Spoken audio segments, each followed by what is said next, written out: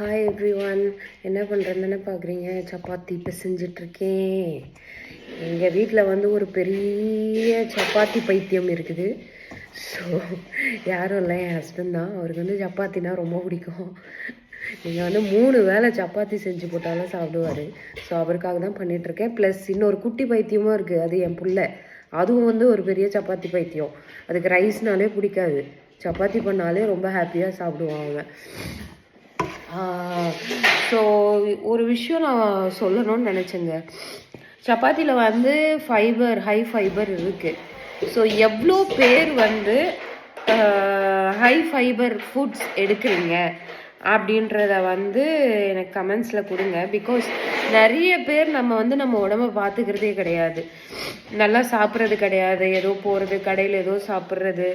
So never do that. நீங்கள் எப்போவுமே உங்கள் உடம்பை வந்து பார்த்துக்கணும். என்னெல்லாம் நம்ம உடம்புக்கு வந்து நல்லதோ அதெல்லாம் பார்த்து எடுக்கணும். இந்த ஊருக்கு வந்த அப்புறம் தான் எனக்கு அந்த சென்ஸ் வந்ததுன்னு நான் சொல்லலாம். ஏன்னா அதுக்கு முன்னாடியெல்லாம் ஈவன் எனக்கு வந்து எனக்கு வந்து அந்தளவுக்கு பொறுப்பெல்லாம் சாப்பிட மாட்டேன், ஏதோ ஒன்று சாப்பிடுவேன், அப்படி தான் இருந்தேன்.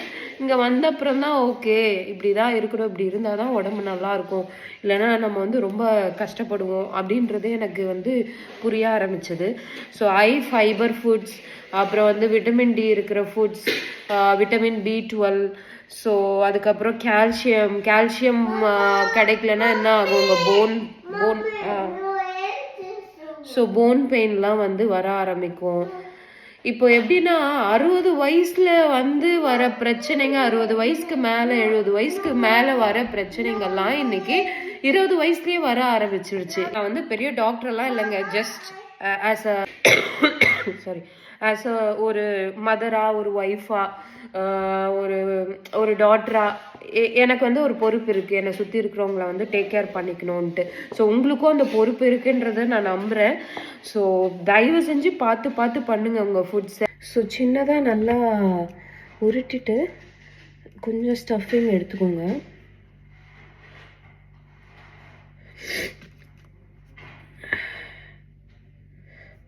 அப்படியே நடுவில் வச்சுட்டு நல்லா மடிச்சுக்கோங்க.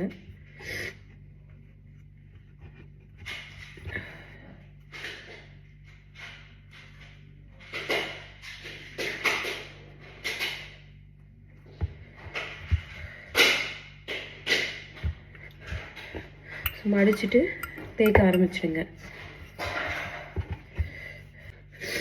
ஸோ இந்த மாதிரி வந்து ரெடி பண்ணிக்கோங்க.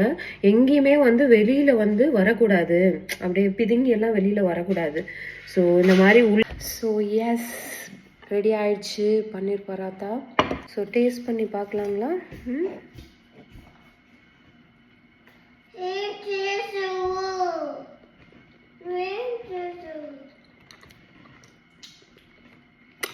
செம்மையாக இருக்குது. நீங்களும் ட்ரை பண்ணுங்க வீட்டில். இது என்னன்னு பார்க்குறீங்க? பனானா. எப்போவுமே எனக்கு வந்து குக்கும்பர், அப்புறம் வந்து கேரட் அந்த மாதிரி வந்து வச்சுட்டு சாப்பிடுவோம் நாங்கள், இந்த மாதிரி சப்பாத்தி எல்லாம் பண்ணுறப்போ. பட் இன்னைக்கு அது வீட்டில் இல்லை.